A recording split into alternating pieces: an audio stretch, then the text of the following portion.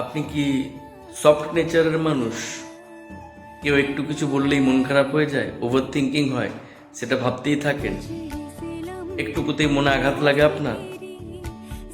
যদি এমনটা হয় তাহলে আপনি অবশ্যই সেই সমস্ত মানুষকে অ্যাভয়েড করবেন, পারলে ছেঁটে ফেলবেন, যারা তাদের কথার সাথে মিল না হলেই, মতের মিল না হলেই অ্যাগ্রেসিভলি উত্তর দেয়।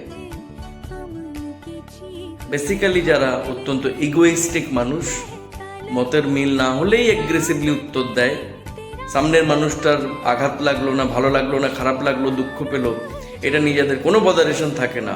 এই ধরনের মানুষকে স্ট্রিক্টলি এড়িয়ে চলবেন, পারলে সম্পূর্ণ ছেটে ফেলুন।